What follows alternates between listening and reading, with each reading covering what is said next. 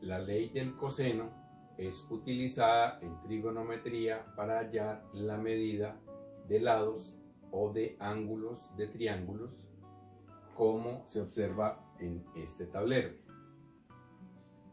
También se conoce con el nombre de teorema del coseno. Cuando tenemos un triángulo, es común que cada ángulo se represente con letra mayúscula: ángulo A, ángulo B, ángulo C. Y los lados opuestos a estos ángulos llevan los mismos nombres, pero con letras minúsculas. Como este es el ángulo A mayúscula, el lado que está opuesto a él lleva el mismo nombre, la misma letra, pero en letra minúscula. A minúscula es el lado opuesto a A mayúscula. Lo mismo ocurre con B y C.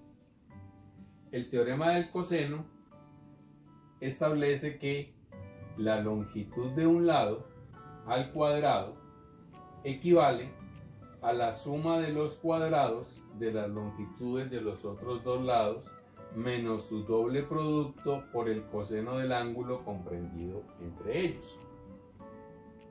Aquí está escrita la fórmula para cada uno de los tres lados. Analicémosla, por ejemplo, para el lado C. C al cuadrado, entonces aquí va coseno de C. Si analizamos para el lado B, entonces B al cuadrado, aquí va coseno de B. Si la analizamos para el lado A, entonces aquí va coseno de A. El teorema empieza con el cuadrado del lado, es algo similar al teorema de Pitágoras, es muy parecido al teorema de Pitágoras. Un cuadrado equivale a la suma de los cuadrados de los otros lados, pero tiene de nuevo esta parte de acá.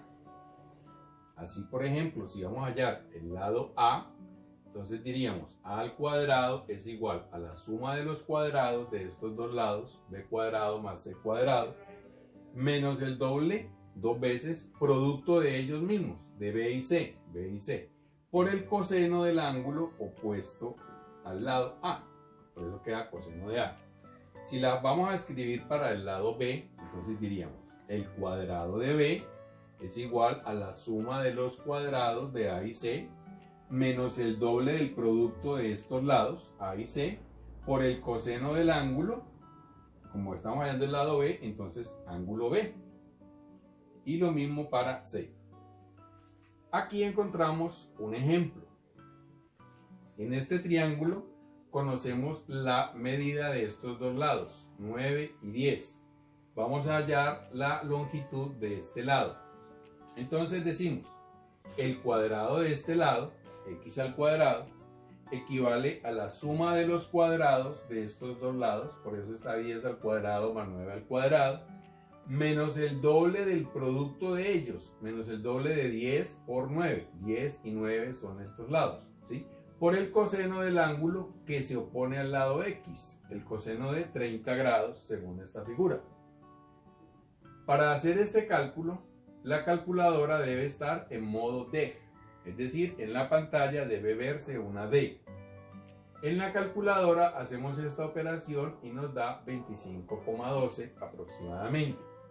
Luego sacamos raíz cuadrada para hallar el valor de x y nos da aproximadamente 5,0.